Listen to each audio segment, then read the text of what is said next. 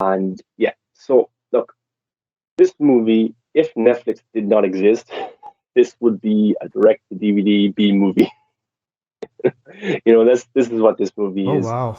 Um, yeah, like this is a movie that you would find maybe like in the cheap section of DVDs.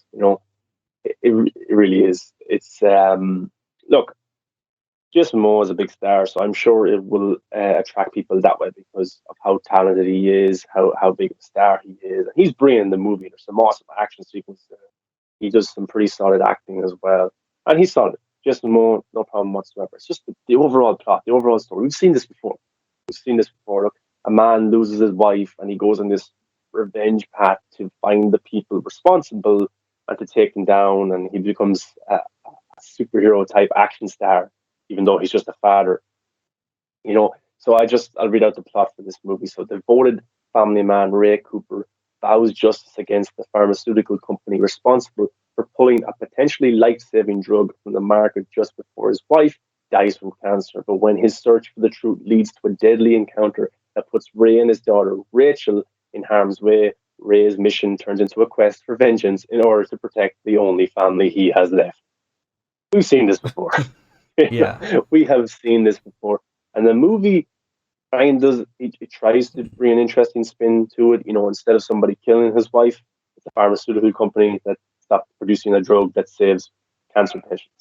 That's just the spin on it. And Jason Momoa with his daughter, the chemistry there, it's fine. Isabella Merchant is the daughter. Fine, no problem whatsoever. Action sequences are cool. Other than that, I've seen it before, Casey. I've seen this movie 1,000 times before.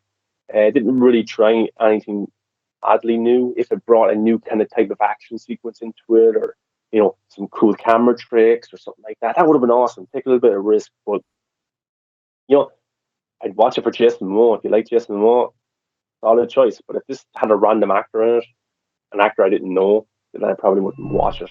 It's just, it was okay. It was not good. And the critics haven't been too kind to it either. 21% on Rotten Wow. Tomatoes and That's less 48, than Batman v 48%, Superman. 47. Yeah. Uh, but the audience score is 47%. So half of the audience is more or less like this movie, just below half. Yeah, I don't know what more to say about this. It's nearly 2 hours long, described as a mystery and thriller, but it's just didn't stick. The writing just wasn't good. Some of the dialogue is poor as Look, well. if you didn't like it, then I'm for sure not gonna like it. I know that.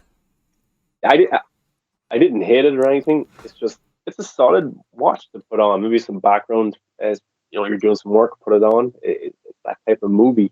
I was expecting more because Netflix acquired Jason Momoa.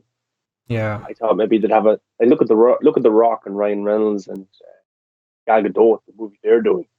It's a pretty big movie, and that seems to be a massive movie. You have Dave Bautista, of course, from playing Drax, the Destroyer from Marvel. He's in Army of the Dead, and then you have Jason Momoa, Aquaman, the billion-dollar And star, Dune. and you have him in Dune, and you have him in this movie Sweet Girl. Yeah. I think they could have written something a little bit better for Jason Momoa, you know. Yeah, it sucks. And it comes back to the trope that Netflix movies are usually all Yeah. right. They're usually okay. They're never amazing. They're never great. There's a few exceptions, of course. Army Day, we all love that one. I'm sure there's a few other ones we could name as well, but the majority of the next Netflix movies are just solid movies, more or less the TV shows, which are amazing. Yeah. But yeah, Sweet Girl, check it out if you like Jason Momoa. Check it out if you just want to watch a solid revenge movie. And yeah, nothing more. I'm not going to trash in the movie because people work hard in these types of movies and stuff like that. But it's okay. All you know. right. And I thought maybe the pharmaceutical company, that's an interesting twist. That's an interesting dynamic to bring into it. But it didn't really.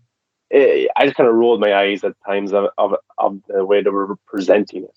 They could have presented it a little bit better, stuff like that. And they try and say that there's this bigger conspiracy, there's this bigger mystery, and I never really believed it. So I see.